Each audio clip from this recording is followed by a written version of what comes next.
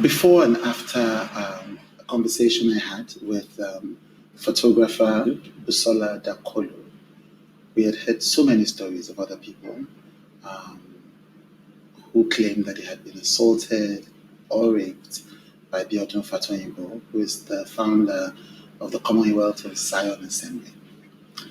Many of them were afraid to speak up because they claimed that their lives would be at risk, and they're afraid of public scrutiny and interrogation of their recollections of this event and the attacks that may follow. However, some have found the courage to speak up on behalf of many who can't. My guest today is one of them.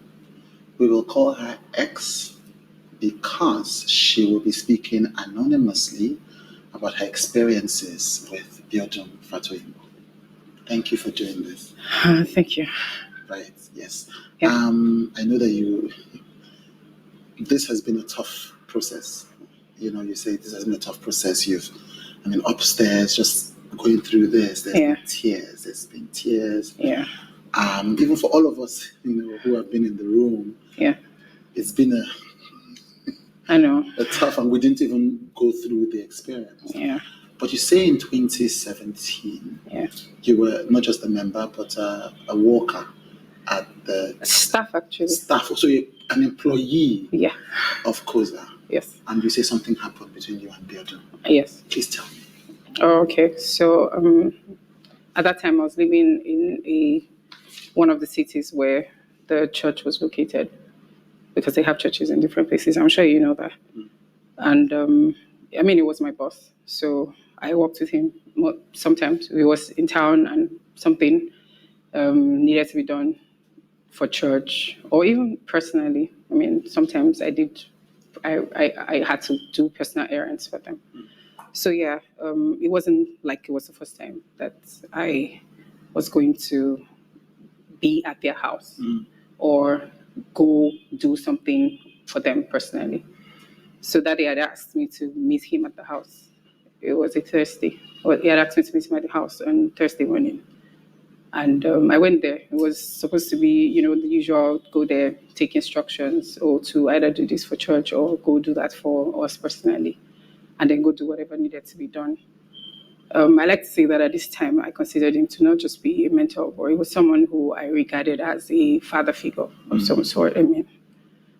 So the trust was, it was basically, it didn't seem like any red flags to me. So I had gone there that morning, and I was comfortable because I know that house. That house, it wasn't the first time I was going there. So I was there, seated on the couch, and he had started to address what he wanted to talk to me about. I think he had started by addressing something that has to do with church.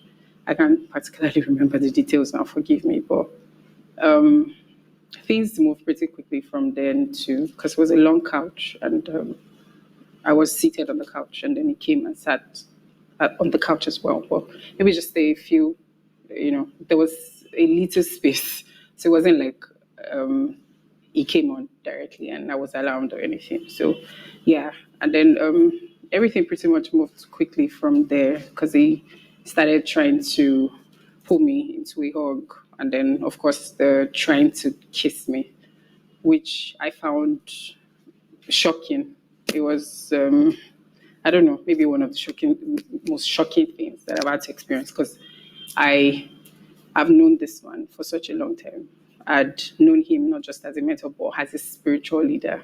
I've heard him preach. I've heard him talk about, God, and there I was about to witness what would seem like the complete opposite of everything that I thought that this person stood for. So all I can remember is saying, "You can't do that. You can't do that. You have to stop." Like, I remember telling him to stop, like, continuously, while he started going at because I had this navy blue high-waist trouser on. I can never forget. So that happened, and he started to take that off, and then I remember trying to fight him off, it was a couch. There was, I don't know, even if there was anything that I could grab, I don't know if I thought to grab anything, to be honest. Maybe I was too shocked. Maybe, I don't know. I remember I kept on asking him to stop, and that he just kept going. And then, he had taken off my button, and then my zipper was down, and then my trouser was down. And then he had one hand, holding me back to the couch, and then another hand, like right up in my pants. I think at that point, I pretty much just knew what was about to happen. And I don't know, for someone who maybe had to fight off a lot of, um, I'd had to fight from maybe when I was a teenager. I've had to maybe fight sexual abuse on some level or the other. I mean, that's what women practically do. I just felt like I had put myself in this place. I started to feel like, okay, I'm just going to hope that this person, remembers that they are supposed to be my boss and my spiritual. I mean, because everything I kept saying obviously wasn't working. I kept saying, telling him to stop. I remember he kept saying, relax, just relax, just relax. If you know him, then you know that he's very, it can be weak. Now, when I think about it, I think he's a very weak person. But he also has that appearance of strength. It's like one of the things that he has going for him. So, I remember him. He didn't flinch. He wasn't moved. He wasn't. He obviously wasn't going to stop or anything. He just kept saying, "Just relax, just relax. Like this will soon be over. Just relax."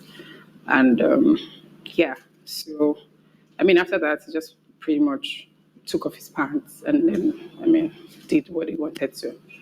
And yeah. As soon as that was over, and he saw that I had already started crying, I had tears. I wasn't shouting or anything at this point. I was just, I know that we tell people not to blame themselves, but the first thing that happens is that you blame yourself because, you brought yourself here. And so I think it was what was going on in my mind at that time. And when it was done, it just said, oh, I'm so sorry. I'm really sorry. I didn't mean to hurt you. Like he started to apologize. So he flipped from the sweet, amazing person who was my mentor to the person who I could barely recognize. And then switched back to someone who cared about how I was feeling. It was a lot. I didn't know what to make of it. I didn't know what to make of it. But I remember that for the first time, I saw a completely different person from who we all knew or who I thought I knew. I think it was the first time that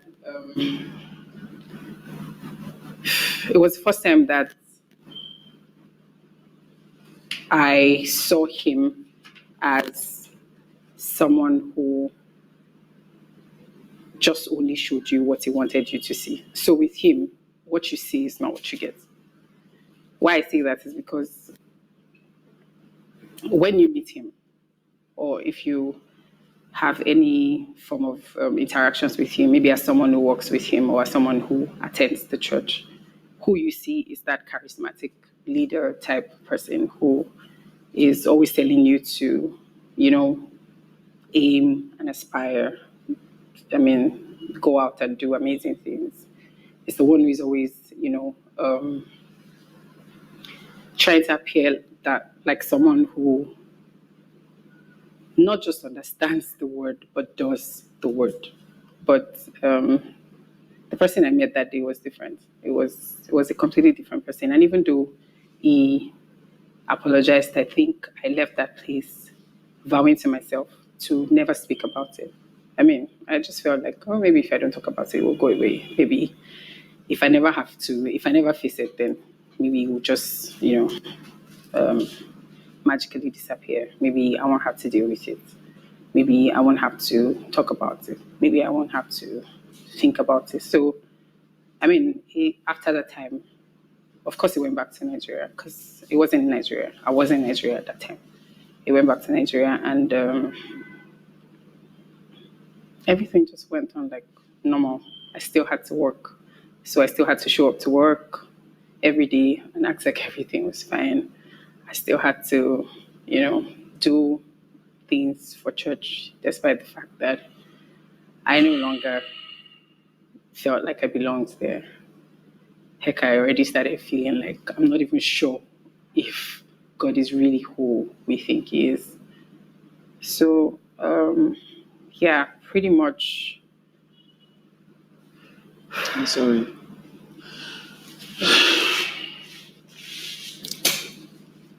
So, what we're talking about Yeah, is rape. that's what it is. I didn't go there to have sex with him. I didn't ask to have sex with him. I told him to stop on countless occasions. Yes, you told me yes. Yes, it was not. There was no consent. I didn't give my consent, and I feel like that has to be clearly stated. Yeah. I didn't give my consent. I didn't go there to have sex with him. I didn't come onto him. As a matter of fact, I never saw him as anything other than a pastor, a mentor. Yeah, so I didn't go there to have sex with him. I didn't go there to, yeah.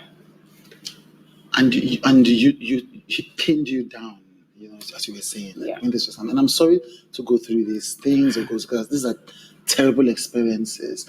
But it's important for people to, I think, understand how these things happen. So first and foremost, you were in this situation where you couldn't even leave. You were working for him. You were in the house. You were alone, and you had made it clear. Not that it would have mattered, but you had made it clear. Stop. Yeah. And you had tried physically to get him to stop. Yeah. But he didn't stop. No, he didn't. He just told you to relax. Yeah. He just kept saying, relax, relax. I remember him saying, relax. This will soon be over. Relax. Yeah. Now let's go back a bit. Okay. Because by this time you had been a member of the church for about 9 years? I'd been a member for about, say, 8 years. 8 years? Yeah. 2008? Yes. Okay, no, so I became a member of the church in 2009, so that would make it 7 years, I think. 7 years, right. Okay. And you say that you were just in the music ministry of the church. Yeah, so I joined in 2009, and a few months after, I joined I think it was July, and a few months after that, I joined the music team. There was only one music team at the time anyway. It was Avalanche. And this was in Abuja? Yeah. The church was in Abuja, yes. So this was the only music team at the time, Avalanche, and that's the one I was in. I joined, and I was in Avalanche up until, I had to move out of Nigeria to go do some other work for them someplace else. Right. And you moved out to Nigeria because they offered you a job. Yes. Yes. And you had said that it was his wife who made first contact? Yes. So this is Modele, his wife. Yes. So when I joined, I was pretty much a member, just a normal member. And even when I joined the workforce, I didn't have any relationship with them. Because that was my first church, It was the first time that I was bringing myself to try this whole organized religion thing. Prior to that time, I was in the church type. By church type, I grew up in like a Christian home and I went to church, but I didn't have, that old church thing. It was the first time I was trying it, and I think I stayed, or I found it interesting because I saw a lot of young people. I saw that they were trying to do it differently, which I later realized was a deliberate thing. I feel like it's really important to see that everything that is done in that place is really deliberate. They're very deliberate, from how they make you see the excellence, the attention to detail. Yeah, maybe not so excellent, but you know what I mean. Yeah, and then the attention to detail. Everything builds you up to create some kind of psyche in you as someone who is visiting either for the first time or as a member. So an average person there thinks in a certain way. Yes. I'd been in that church for maybe like almost 5 years, and I didn't have any personal relationship with them. They knew, they were aware of me because of course I was in the music group. So, and they, at least if there's anybody that pastors know, they know people in music group. Yeah. So, But sometime in 2015 was when I started to, get that whole feeling of being brought close, and it was his from his wife, Modeli. Yeah, so she would have someone call me to come over to the house to maybe do something for her. She would maybe have some women's program that they wanted to do, and she would say, "Oh, I need you to handle this program. I need you to, you know." And then it moved from that to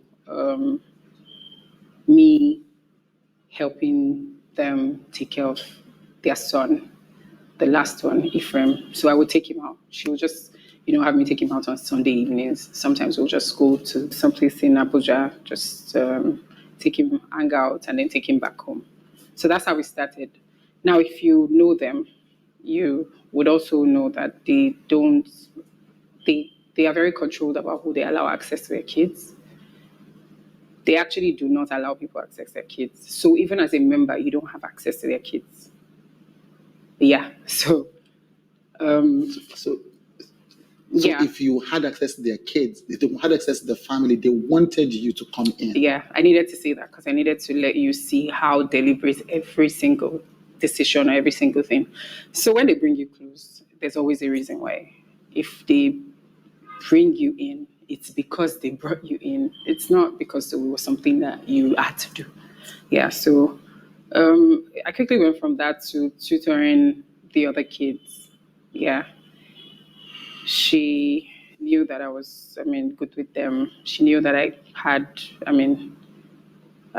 liked to hang around them. She knew that I was good with them. So yeah, I'll go to the house, tutor them, I'll take them out, we'll hang out. And yeah, so pretty much that was how it all started until she made me an offer to go to some other country where they were going to be in school at. So they were schooling, somewhere outside Nigeria. And So at this time, you had been working with them for how long now? So I had not started working with them. So we're just helping them. Yeah. This seems like a very familiar pattern because I've heard this before from all the stories that we've encountered. Okay. So you had been helping them domestically for how long?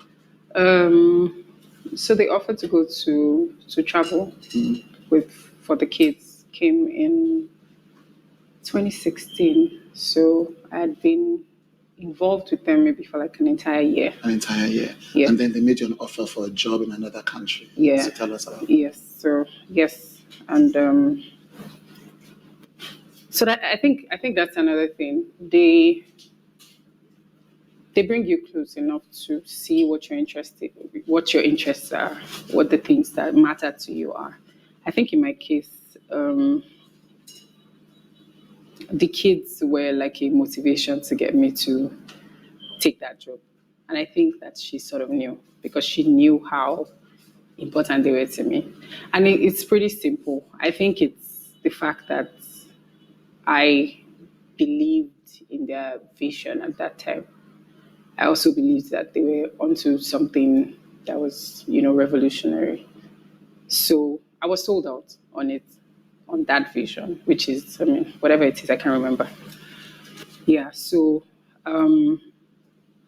caring for their kids felt to me like caring for them.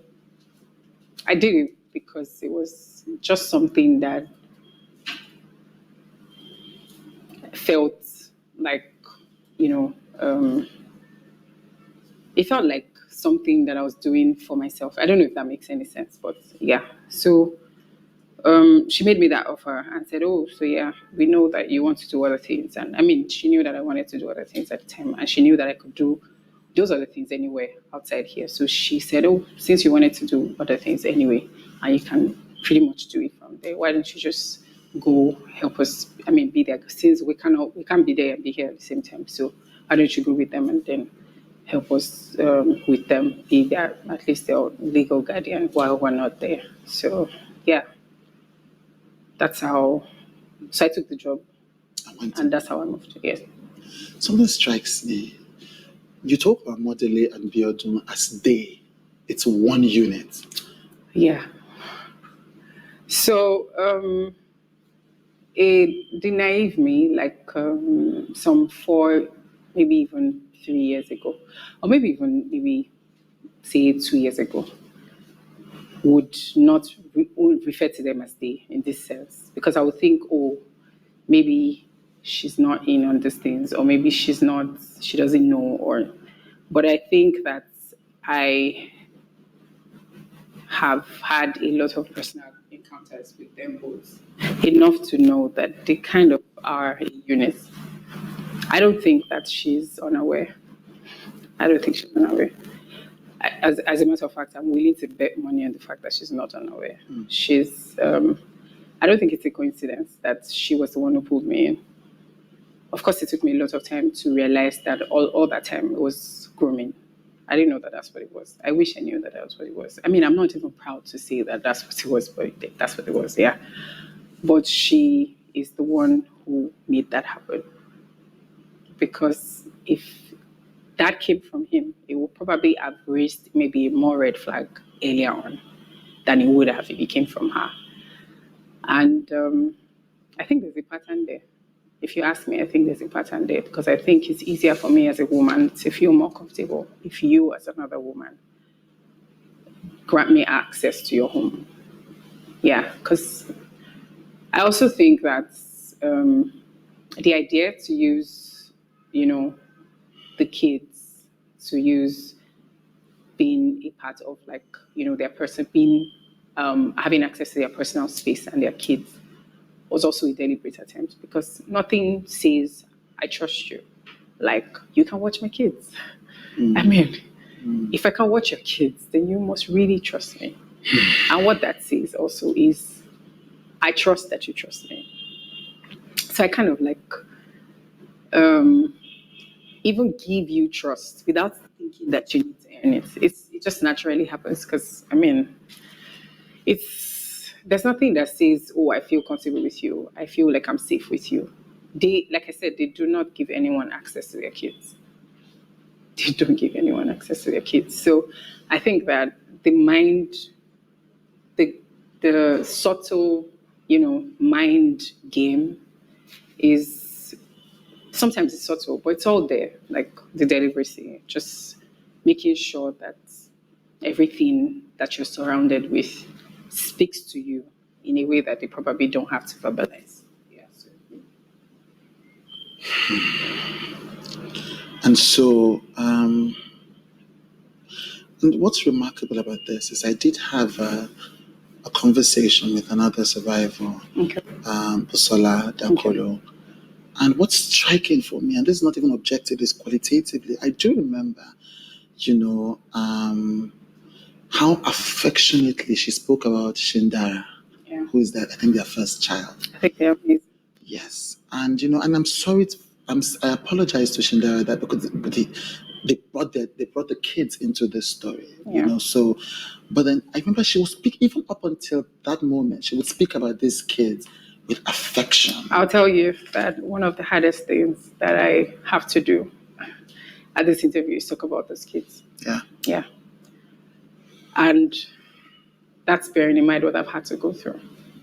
So even after what you've had to go through, you're still thinking about these kids. Yeah, because I don't think that anyone deserves to have to be introduced to something like this when you didn't ask for it. Yeah. Yeah. So, and I mean, I'm not surprised that, she would talk about Shindara with such affection. I'm not. They are amazing. Their kids are amazing. That's what I would say. Yeah. Okay, so when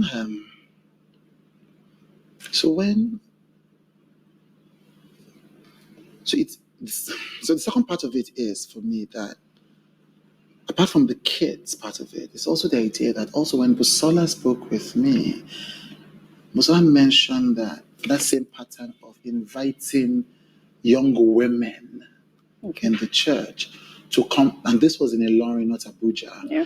And this was at the beginning of the church, to come over to the house and help with stuff. It's chillingly similar. Okay. And Busola wasn't certain, because again, at this time, she was 16 or 17. Yeah. If Modele knew or didn't know. Okay. But she said, I think she had to have known because she invited me to the house to help. Yeah. He came to demand that I come sleep in the other room. And so it's chilling how similar this is. Yeah. Based on what you were saying, this must have happened to other girls, other women, because Busola was a child at the time, but you were an adult. But Exactly. it's the same pattern. Yeah. Did you know of other people that did you hear? Okay, so the first time that I ever heard anything about him was Essie Walter. I mean, we all heard it about Essie Walter. And I remember that morning because I had woken up and I was going to dress up for work and I picked my phone and I saw it. And the first thing that came to my head was, oh my God, what is this? Like, I was just shocked. I was trying to understand what was going on. And I remember that I shut it down maybe 30 minutes after. Like, I tried to understand it and it didn't make any sense to me at the time. I was like, no, that's not possible. No, that's not possible. This just has to be one of those things. I don't know why this person is doing this, but yeah. So that was the first time that happened. And of course, we all were aware of how that situation was handled. Then, at the time when Essay's case came up, I had not started working with them full time. I was just a member who was a worker. So, I mean, I still had my day job and then I would go to church there. But I think that this is a good time to say that an average COSA member adores Biodun Fatoyinbo. That place gives you a false sense of superiority. They pump you up to feel like you're not like everybody else. And even though, of course, you're not like everybody else, but in the sense, not in that sense, but in the sense of, there's a lot of undertones that help you build that form of confidence in this is a tribe and it is us, it is us and everybody else is just trying to get us. So even though nobody's trying to tell you that, oh, they're trying to get us, you just start to get that idea from, the things that are said, from the things that are done.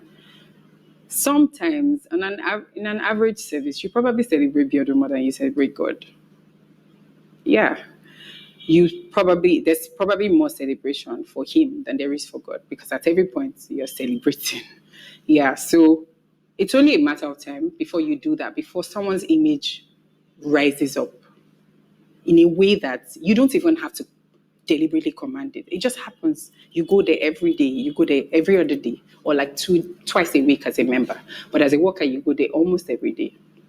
Which is why you find out that people are quick to jump to their defense. People are quick to, say anything. People are quick to fight. They're quick to, just do anything because of how much, It's an us versus them. Thank you. Kind of, yes. Thank you. That place also isolates you. Like it shuts you out. It shuts you in. It gives you that feeling like the world. I don't need the world. All I need is these people, this tribe of people. Yeah. So it's really subtle. When you're in it, you don't even know. Yeah. So imagine 3,000 people, or I don't know how many they are right now, but imagine 3,000 people feeding off each other, being friends with each other on social media, because that's what happens. You're all friends. You follow each other on social media. You do business with each other. It's only a matter of time before you start to recycle the same thought process. It's only a matter of time before you all start to think alike. So I think that also helps with the us versus them. Yeah. This is very scary. Because what you are describing, It's a cult. Yeah, I know. Unfortunately, I mean, yes. Yes, that's exactly what I'm describing. Okay, so and if what you are describing is true, then these members, some of whom were your former friends and your former, colleagues, they will hate you for doing this. Okay, so yeah, I'm pretty sure I have people who hate me already. I'm sure.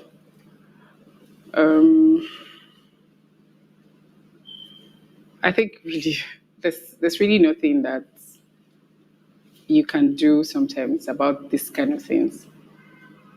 I hate that I've had to let people go. I hate that I've had to lose, some people who at some point in my life were amazing people. And I had, great relationships with. But the truth is, when you're on the inside, it's different from when you're looking from the outside in. There are a lot of things I see differently now because I've had time to be on the out and I see for what it really is. But again, when you're in there, it's like drinking some form of Kool-Aid, right? We're all mad people to them. They think we're raving mad. Like, what is wrong with Who you is guys? we? That's the general public. Yeah, right now. Because I remember the way they see the general public, it's like you guys are mad. No, like I'm talking about right now. Right. Yeah, everything going on. Right. Yes. They're like, right. Yeah. So like when the crisis hits, when when a crisis about their pastor, when a crisis hits, their standard go-to mode is, what is wrong with people? Why can't they just let us be great? Because Biodun tells them God is about to do something and the devil knows and the devil doesn't want it to happen.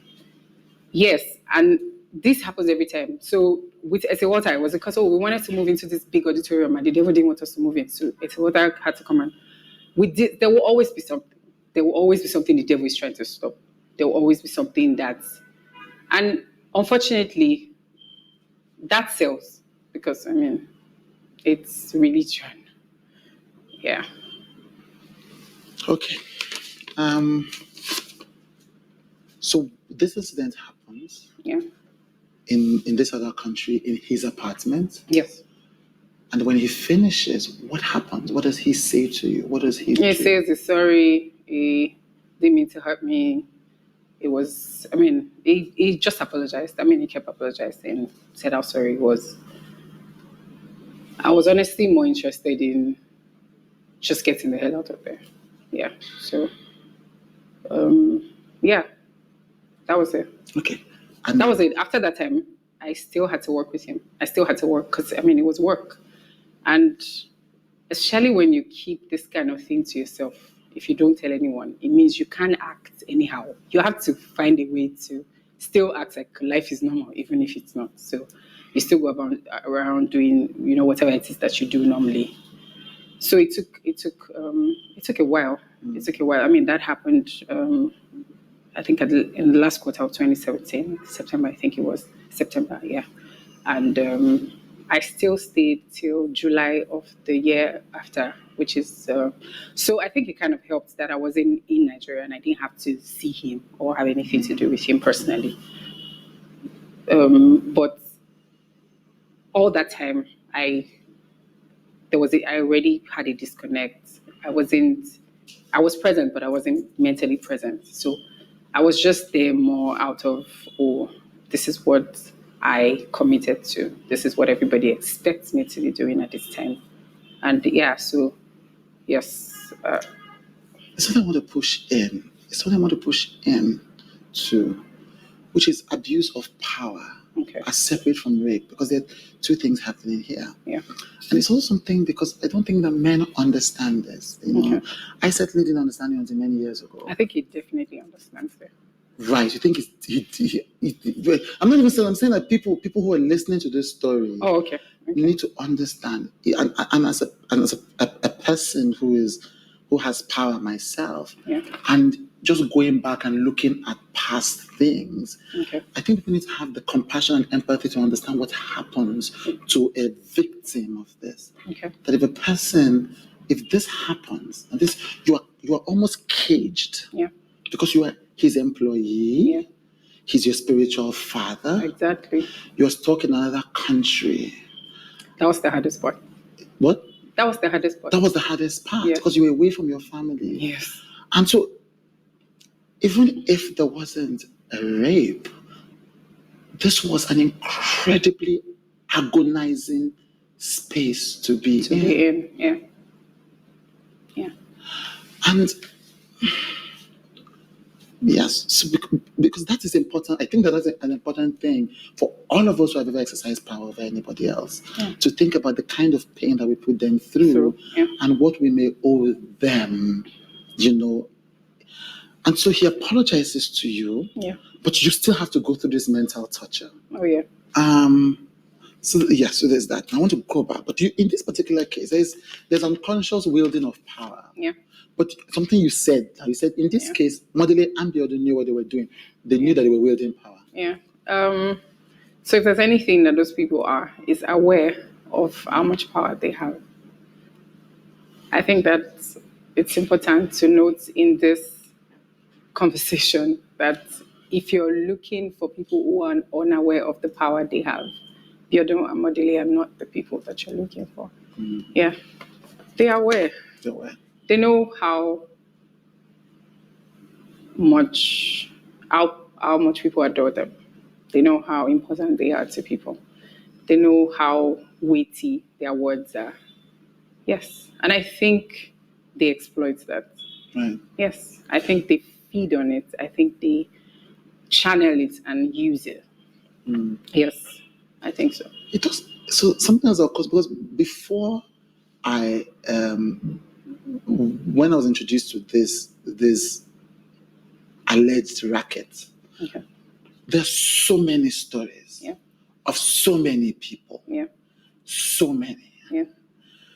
But then we only ever in public heard S.A. Walter's story, which was even just, which was centered on adultery. Exactly. And then this year, because of Timmy Dakolo's outburst a few months ago, if this has been happening for so long to so many people in so many ways for 20 years, and people have been afraid to speak out, then it makes sense what you were saying, that they have created an atmosphere of insecurity that stops people from speaking out. Yeah, and I think it's also that thing where there's a culture of silence in church.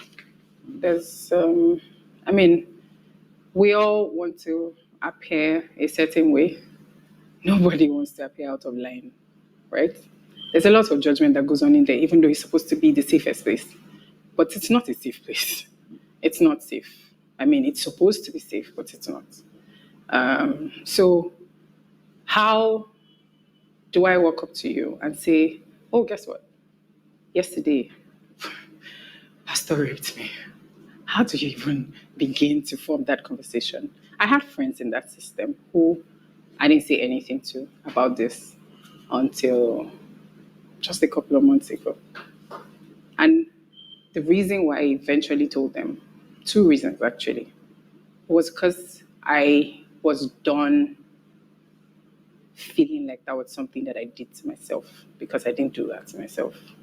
I was done feeling like I did something wrong by trusting someone, by serving them with, I served there. I did it like wholeheartedly.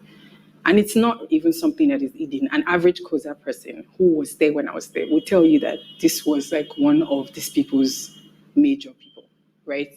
So I'm not just some girl who, would come whenever she would come to church whenever she felt like and then not come.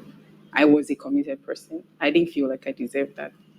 That's 1. 2, I also felt like, it wasn't going to go away. Every other day I saw something on social media that would remind me. So the anxiety attacks, everything. I would wake up in the morning and it would be an amazing day. I would be ready to take it on and just do stuff. And next thing I know, Timmy Dakolo is trending on Twitter and people are coming up with all kinds of takes, and I'm back exactly where I started. Yeah, so I think all of that finally made me realize that this isn't going to go anywhere. If there was anything I needed to do was to speak to the people that I believed cared about me, about it. So I called my friends for the first time like 3 months ago. I said, you guys, I need to tell you something. It was a conference call because I couldn't bear to do it one after the other. So I put them on a conference call and I said, so this happened. And this is how it happened. And this is where it happened. Yeah. So it took me a lot of, courage to do that. But I could also only do that with my friends because I trusted that mean, because of our history and how much we had been through together, I trusted that, they would be able to um, be there for me on days that I could not be there for myself. Yeah. But now talk about an average person. Come to talk about it, like I'm doing this anonymously. That's telling. I mean, I want to be the girl who is bold and, just say, oh, guys, just put my face on. Yeah, but there's just so much that you have to contend with. You have to contend with people doubting your story, people asking you questions, people even questioning the validity of the story that you have. You also have to deal with church folk who would rather believe a pastor who cannot, keep it in spans than a church member. They would rather believe him. It's just blissful ignorance. It's safer that way. It's easier because then they don't have to question anything else. Nobody wants to question anything.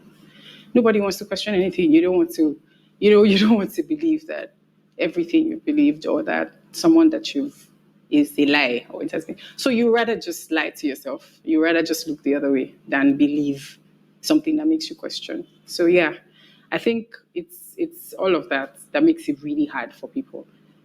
There are a lot of people, I'm sure. And how I'm sure is initially, I when it happened to me, I felt like, oh, this was just a me thing. And then I saw Timmy's post, and then I made a connection, and I'm like, okay, so wait, this is not a me thing.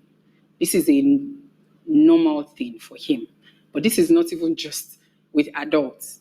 This is with teenagers as well. So, I mean, that was already like okay, what is going on here? And then, yeah, yeah, It's good that you mentioned Timmy's post and all of that, because I think that's when as you tell it, that was the first time you ever heard from Biodun himself about something with Timmy's wife Busola. Yeah, so I'll tell you what. In early 2018, I think it was Timmy. I didn't even follow him on Instagram at the time, and apparently he had gone and made a post about some Abuja pastor that everybody had respect for, but was abusing teenage girls. No, this was in 2018. I think. 2018, early 2018. Yeah. So apparently Timmy had made a post and he had said something about an Abuja pastor who people looked up to, but was abusing young girls. I had not seen that post because I don't follow him on Instagram. I didn't follow him at the time. I do now. And my friend called me and said, "Hey, what's up?" I was like, "Oh, I'm good." She called me from Nigeria, and she said, "Oh, what's going on?" I said, "I don't get it." She said, "Oh, because Pastor has been trying to get your number. He just called me to ask for your number." So I was like, "Oh, okay." I didn't tell her anything about what happened. So this is her still assuming that everything was fine and he was my boss, and so she just said, "Oh, he was just asking me about you and saying, oh, he doesn't have your number anymore, and he asked me to send him your number." So I just sent it to him. And then maybe like 5-10 minutes after that, he calls me. I think he called from Colorado or something. It was in some country in America. I think Colorado was, because my phone has that thing where, someone calls you and you don't have the number, but it shows. Yeah. So as soon as I picked up, he said, "Hi." I was like, "Who is this?" And he said, "This is Pastor Biodun." I was like, "Oh, okay. Good afternoon, sir." And he said, "How are you?" I said, "I'm fine." And he said, "I know you're angry with me." So for me, that was shocking. I'm like, okay. Like, you don't call someone randomly out of the blue and say, "I know you're angry with me." One, you're my boss. And if there's anything, is I'd spent months, without any form of communication. So I knew that there had to be a reason he was calling. And he started to apologize all over again, which was weird. That way he just wanted to say sorry. He knows that, what he did was really bad. He just wanted to say that he was really sorry, and that he wanted me to know that whatever his actions had been or whatever his actions were, his heart was, I don't know, those were his exact words. I don't know how, but yeah, but that, "Oh, I just want you to know my heart." Those were his exact words. "I just want you to know my heart. I'm really sorry, yada, yada, yada." We went from that conversation because I just kept saying, I'm fine, I'm fine. And then we went from that conversation to something about work, which was also how is this going? How is that going? So we wrapped it up on work. That conversation, we wrapped it up on work. Yeah. But as soon as that call was over, I heard about the whole Timmy had gone online. A couple of my friends from Nigeria had called me and said, "Oh, yeah." So I started to tie it together, and I was like, "Oh, okay." So he calls me because he's trying to like just take care of loose ends. So you know how you feel like, oh, something's about to happen, and you're just tidying up. That's what I felt like. So of course I knew that was what it was, but again, I was a girl who had not told anyone, who had not even started to deal with it by herself. So I just filed it under do not deal. Yeah, like everything else. So, yeah. But for me, it was telling, and it made me realize that this person is someone that you want to go as far away from. This place is not where you want to be. You want to get as far away from here. And I mean, I'd already started, working on my exit strategy from the beginning of that year. I knew I was going to leave. I knew exactly when I wanted to leave. As a matter of fact, I mean, I knew I had a plan to leave. It was just that I couldn't just up and leave because my life had been tied there for the past 7 years. I mean, and then out of that 7 years, I had tied full time like almost 2 years or something to that place. So I needed to get myself together. I needed to know where I wanted to go from there. I needed to know what I wanted to do. So I took all that time to do that. So yeah. So after that conversation, he and I had no contact or whatever until I had given myself a date that I wanted to leave, and I sent a message because I mean it's still my boss after all. I still have to exit the right way. I can't just up and leave. I wish I did. Sometimes when I think about it, I'm like, why didn't you just pack your bag and leave? Why did you feel like you needed to tell anybody? Yeah, but I did that. I don't know why, but I did. So I sent a message and said, I need to speak to you. It was an Instagram DM. So I sent him a DM on Instagram and said, I need to speak to you about something work related. So he calls me back and says, oh, I got your message. And of course, the first thing he says is anybody around you? I'm like, no. He said, okay, because nobody can know I'm calling you. Those were his words. So I went straight to the point, which is I'm ready to go. This has been good, but I need to go, so I'm going to go. I just wanted to give you a heads up. I feel like this is still work after all. So, and he asked that I give him time. That he wanted to tell. He wanted to tell. What's the name now? He wanted to tell his wife himself that he wanted to tell because I mean they were both my bosses, and she was the one who brought me on anyway. So I felt like, oh, okay. So he asked what time I wanted to leave, and I told him. Anyway, after that, I came to Nigeria. I think the month after, and he asked for a meeting. He asked me to. He told someone called me from church. Someone who works closely with him in church called me and said, "Oh, Pastor asked to see you at 12 or whatever." So yeah, I went there and met him at the basement. It was alone. It wasn't alone. Someone who assists them, like someone who helps them around, do stuff, was there, but in the other room. I met him on my way in, but he was alone in that room. So, I mean, sitting area, it was seated right, on the couch across. I sat across, and the first thing he said, because I had my phone with me, the first thing he said was, put your phone away. So classic behavior. He doesn't like phones. Even with those of us who work with him, like it's not really the kind of person who you're working with and you're on your phone. I don't know for some reason. So I sat down and then he started to apologize all over again. At this time, he already knew I was leaving. So he started to apologize all over again and talk about how he was up the entire night, just thinking about how much he had wronged me. And he just wanted me to know that he was sorry. So there he was, crying. And I was wondering why. Because, so, he kept going on and on about how things had been tough. Now, at this time, Timmy had made that post. And that it looks like that thing wasn't going away. Because I think he stayed for some time. They kept having, I don't know, from what I heard, they kept having that old back and forth thing where they were trying to get people to talk to Timmy behind, I don't know. Yeah, so we started to talk about how, they in knows that he's not a perfect person, but he didn't rape Busola. Now, before that time, I didn't have it. I mean, I know Timi Dakolo. I don't know him personally, but I know him. And then I know his wife because she's Timi Dakolo's wife. Yeah, so I don't know them. I don't know them personally. I'd also never heard anything about her up until that day. So he brings her up, I mean, out of the blue, went from apologizing to me about how he feels like he has wronged me and everything that, had happened. He just wanted me to know he was really sorry. And he said they're saying that he raped Timi Dakolo's wife, but that he didn't do that. That he knew her when they were in Ilorin. He wasn't even married then, I think he said.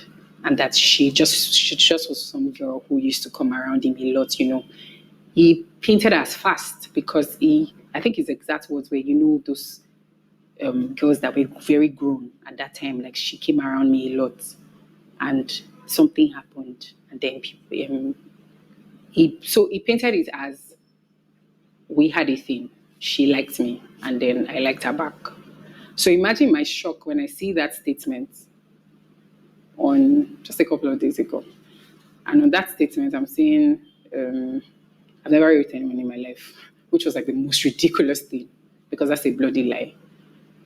And I didn't know Busola except in the capacity of a pastor. And I'm like, isn't this the same person who told me she was coming onto him? So why didn't this appear? So yeah, for me, that seemed like, because so that means you've already told two different stories in this case as regards, I don't know what other stories out there, but the story that I was told by him, which I didn't ask for because I had no business knowing. I mean, I just wanted to move the hell on with my life. I just wanted to get out of there. I didn't need to hear that. Yeah. So he brought it up himself. He was the one who brought Busola up. And I think that was an attempt at emotional blackmail, which is another thing he's really good at. So he sees that he's already about to lose on one end. He switches to the other end. He does it with church as well. He did it with the whole Estee Walter thing. He appeals to your emotions. He finds a common ground. So if the common ground is, this person has known me for a long time, because he kept saying, you've known us for a long time, you've served us, you don't deserve this, you've watched my children, you've loved them as your own. Now that was him trying to find, something that we could both agree on and I could be sympathetic with. Yeah. I also think he brought Busola up because he felt like maybe I was going to start tying the incidents together and start putting it together. So if there's anything he does, he's like very good at studying you and seeing how your mind works, so that he knows exactly how to act or where to place you or whatever. Yeah. So maybe somehow he must have known that, if she feels that this is not just a her thing, then maybe this will mean more to her and then she would not look the other way. So maybe that was his attempt at trying to get me to see him not as, someone who lives like this on a normal day. Maybe one of them is to just say, you're just the exception in my horrible mistake or whatever. So yeah, he did that, brought her up and said how that, they knew each other. She came around him and he wasn't trying to do anything. He didn't even know that she was that young and that, something happened. Yeah, so basically that's pretty much how that conversation went that day. I left that room after I had apologized and said he was sorry and that he knows that I don't deserve it. I mean, he just pulled a lot of emotional cards. The only thing that was important to me in that moment was getting out of that place. There are so many things that when I go over that conversation that I feel like I would do now, but I think I wasn't able to do back then because the only thing that I had my eyes on was get out. Like I just wanted to get out. Yes. So that was more important to me than anything else. Maybe than recording the conversation. That didn't even cross my mind. It should have, but it didn't. Yeah. So maybe recording the conversation. Maybe calling him out on his BS. Maybe I don't know. But I just wanted to get out of there. Yeah. So. And I needed to make it look as seamless as possible because it's a large organization and people talk. And I think that it's all still part of the whole culture of silence. So you want to appear like you have it all together and live peacefully at your own. I mean, I was willing to sacrifice myself. I was willing to be the girl who just left peacefully. I didn't want to make any drama or any trouble. I didn't want to make anything about me. I just wanted to go in peace. Yeah, because I mean it's a large organization, and people talk, and you don't want people to start asking you, so why are you leaving? So did something happen? I mean, yeah. So those were the things on my mind at that point. Yes. So. And so you wanted to live as peacefully as possible, so yeah. you just did this. Yeah. But you'd mentioned something about him asking you if there was anything you wanted. Oh yeah. So on the last time, the last time I saw him right before I left, after having that brief conversation, it was. I mean, I was about to go, and then he says, "Is there anything you want me to do for you?" Obviously, I knew he meant like financially. Yeah, because I mean that was the tone. Well, what else would he be asking for? Yeah, so I looked at him and I said, "No, I'm fine, thank you." And he said, "Let me know if you change your mind." And I said, "No, I'm not going to." Yeah, so that was it. Yeah. Okay. So to recap, Okay. just to be sure we had the facts of all of this allegation. Okay.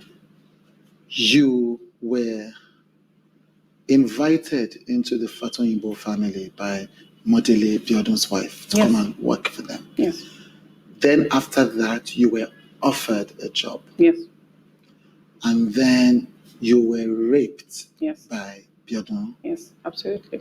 And you can bet on it that Modele, his wife, knew about this that Biodun had, even if not raped you, had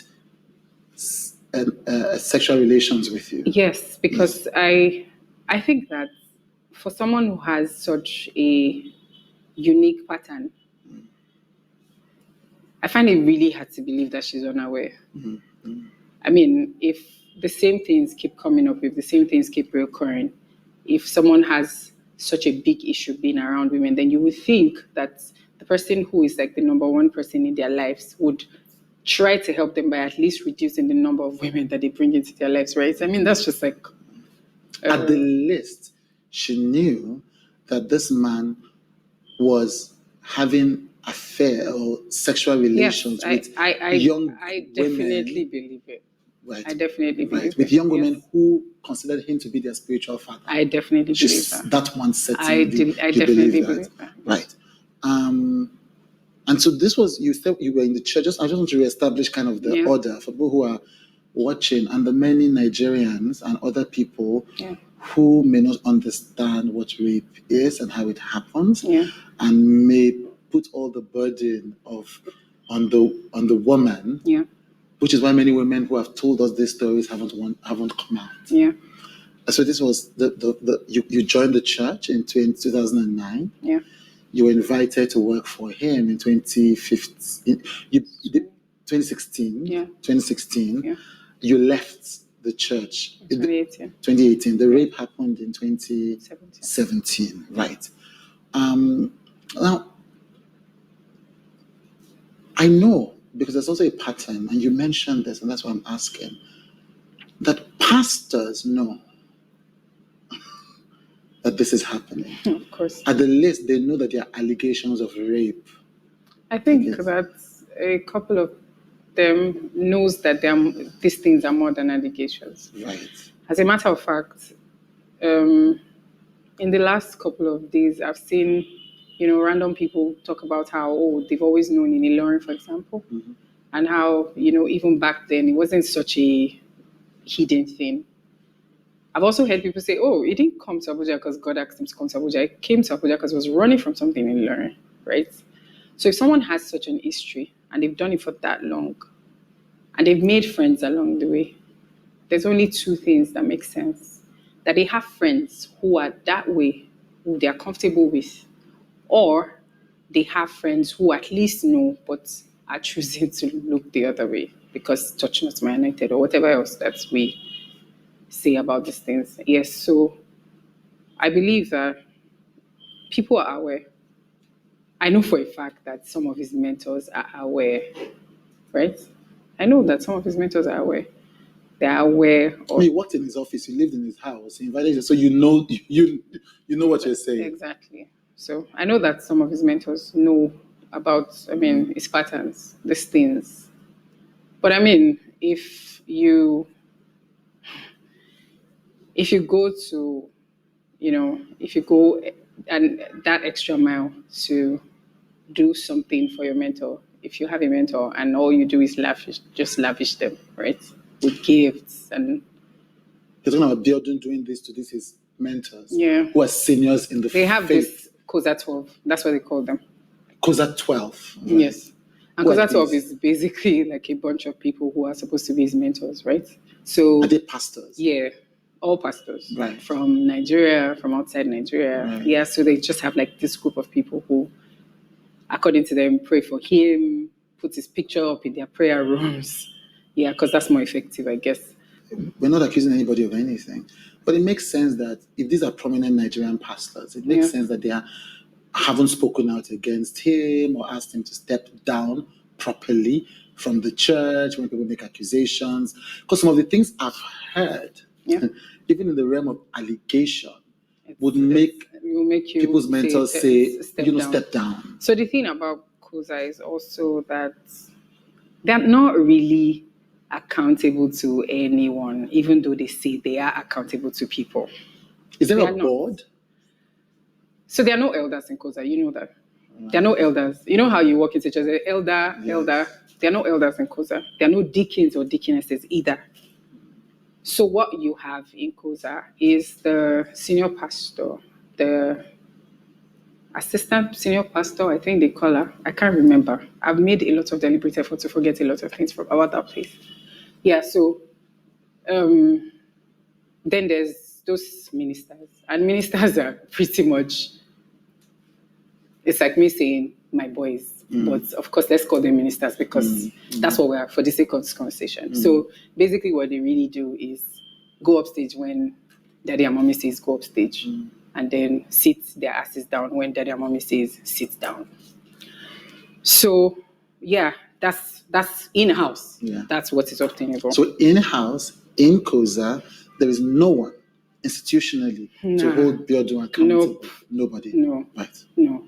Right. There are no, if such people exist, we haven't. Well, I didn't meet them when I was But you there. were working. You worked there for 2 years, 3 years, 4 years, 5 years. So we can't. I mean, I was there from 2009 to 2018. Yes, so I mean, if those people exist, I would. You would know. have known about them. Yes. But you know about the 12. I know about the 12 And these because are- I mean everybody knows about 12. Right. If you're a COSA member, you know about It's 12. like an informal group of mentors. Exactly. But so not even informal. Like it says, oh, these are our mentors. So he says this. This is like a thing. Oh yeah. Oh, the COSA 12 is like a thing. Oh, it's a bloody thing. Right. Yes. And people in the church know who these 12 are. Oh yeah. Everybody Right. does. But they've not taken any action as these things have been happening. Yeah. Okay. So, for example, when these people are going to come for any program, it goes over and beyond. And then, of course, to justify why it would do that, it would say, oh, we're going to have so person in the house today, and we have done this and that and that. You know me, I'm a grace collector. It says that around. It says, oh, I'm a grace collector, because grace collector is supposed to let us know that he is conscious of the grace that these people carry, and that is making deliberate attempts to tap into that grace. Yeah. So, yes. So, I mean, that's where the whole grace collector comes from. So sometimes, I mean, it's even something that, everybody just, oh, grace collector, Sometimes it says it and everybody finishes it. That happens a lot as well. Yeah. So, I don't know how effective or how efficient people like that can be in terms of control and checks and balances, because even though they're older, even though they've probably done a lot of more things in ministry, they also consider him to be revolutionary. They consider him to be doing something different. They talk about him with so much regard. They talk about him even like in front of everybody. So people like that add a lot of lavish gifts and money and all of that to that mix. And I don't see how you can effectively call someone on anything that they do. I mean, maybe you call them in private, but calling them enough to actually do something about it. I don't know if. Wow. So yeah. This alleged rape.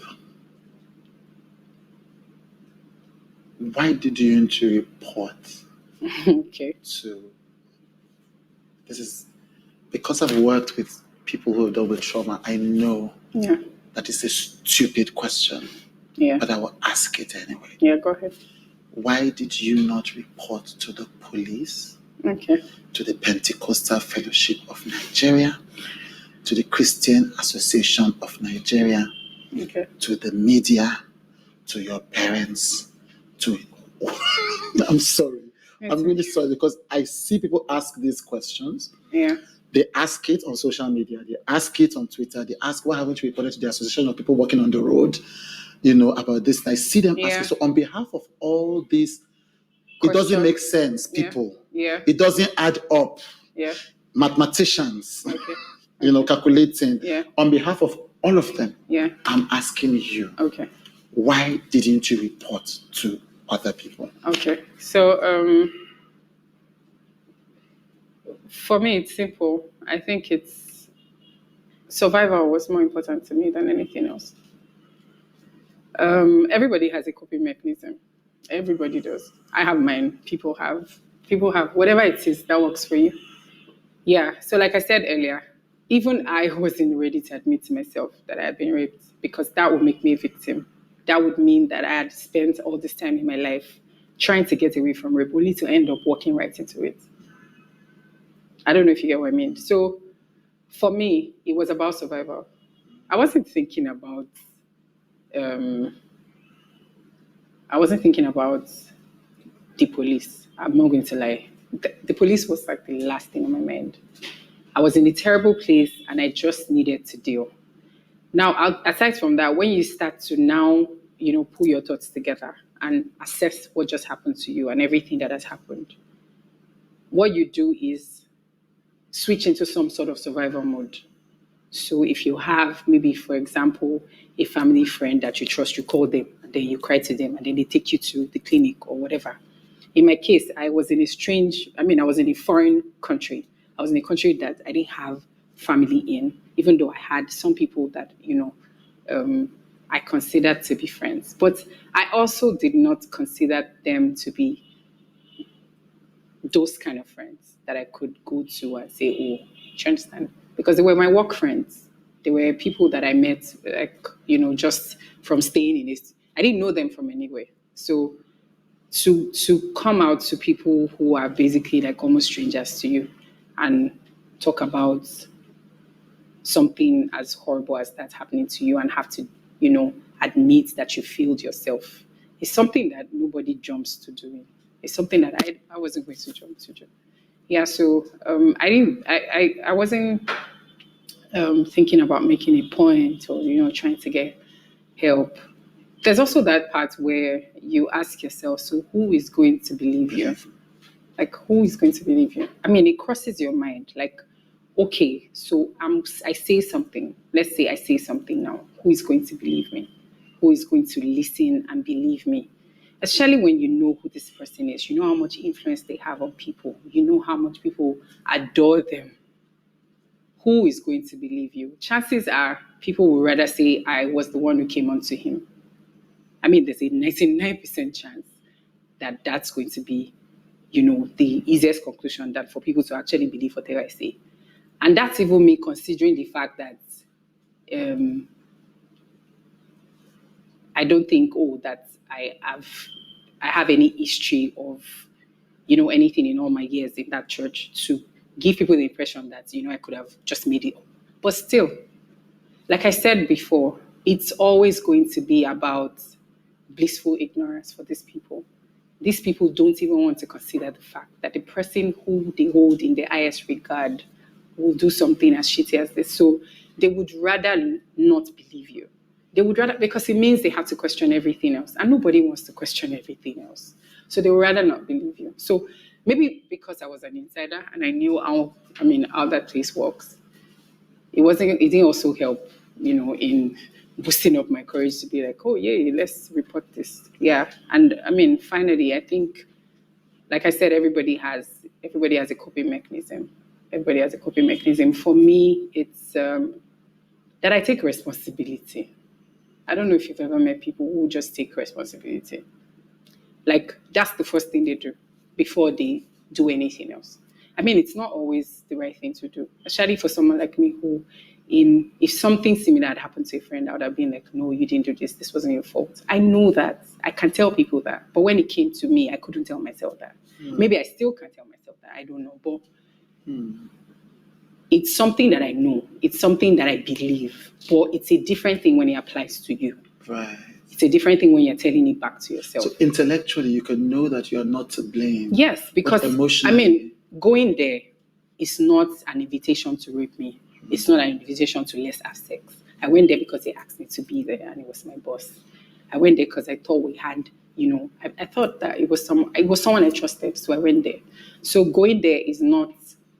That was the only thing I did. I went there, like I went to the house. Yes, that's all I did, really.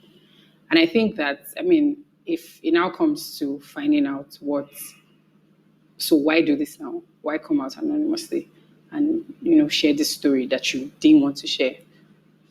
Because this is beyond me. This is way more than me. It's way more than me. I mean, if there's anything that is more important to me now, it's that this doesn't go on. And then I realized this isn't going away. This is not going anywhere. I'm reminded of it every day because I see it on Twitter. I see people make memes and funny stuff about it. I also see people trivialize it. I see people doubt it. I see people defend it. So it's obviously not going anywhere. So it has to be dealt with. So I feel like if I can contribute, even if it's a fraction, to this conversation, if I can let someone at least know that this is who this person is, as opposed to who he says he is, then that's something that, is worth doing this for. So this is beyond all trying to,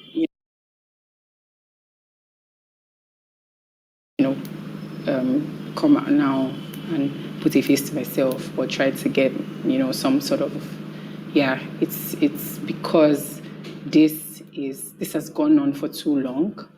This is beyond anyone. We owe it to ourselves. We owe it to the people around us to let these conversations go on, to let these stories be heard, no matter how people spin it. I don't think that people are going to not find a way to spin this. Yeah, Paul. There's something you said that I found, and I want to go back to that. You said when a person is raped, the first thing the person is thinking about is not justice, it's not exposing the person, it's survival, it's self-preservation. Yes. You're thinking about yourself. You're thinking about self-preservation, like you said. You're thinking about, making that switch to whatever your coping mechanism is. Whatever it is, you have to tell yourself to get yourself through the next minute, and then the next hour, and then the next day. So, I mean, we all cope differently, like I said. We all have different coping mechanisms. Yes, we all have different ways that we deal with issues. So, but at the prime of all of that is survival. That's what you're thinking about. You just want to, yes. So, I mean, there's a lot going on in your head. The amount of energy that you spend even trying to get yourself together, to tell that story back to yourself, the fact that you're living it, you're living it every day, is enough ordeal to go through and keep you busy that you're not even thinking about, And then, of course, you also think about the shame that is attached to it, the number of people that probably will not even believe you if you say it. So when you think about all of that, you start to think if it's worth it, if it's worth all that drama, or if it's something that you... And it's even worse when you're someone who likes to make a list of, things and see... if you're the kind of person who weighs what your options are, or if you're not kind of like the kind of person who just hastily decides something without thinking through it, the more you think through it, the more you give yourself reasons to not, go out and say something to the next person. Because then you have to now deal with the fact that nobody believes you. So it's not just that you're dealing with something that, could be, that is not just devastating, but is something that you're going to probably carry with you for the rest of your life. You're also now going to be dealing with what people say or how they're asking you questions and they're asking you to justify. I feel like that's a lot of load to put on victims. I don't know why we ask them for that. I don't know why we feel like people need to, the only way they can justify that something happened to them, something as horrible as rape, is to go out and find the nearest person to report to. I think that when you are in that state, there's a lot that is going on in your mind, but you really are just thinking about survival. Yeah. Yes. Now you had mentioned that one of the reasons why you came out to talk about this Yeah. is, but before that, let me Yeah. ask, why are you anonymous? I'm anonymous because, one, if there's anything that I want more than anything right now, and I want a lot of things, but if there's anything I want that is really on, my top of the list of things to have, is to never have to do anything with these people ever. Is to never be associated with them. Is to never have to have my name in the same sentence with them. I've done a lot to make sure that I've erased that part of my life. It's taken me a long time. It's taken me relationships that I've had to cut off from. It's taken me, leaving a lot of people behind. So why do it now? Because that's taking me right back to where I started. And I know that, so being anonymous is my selfish way of choosing me. Yeah, it's really that simple. I just chose me. I don't want to be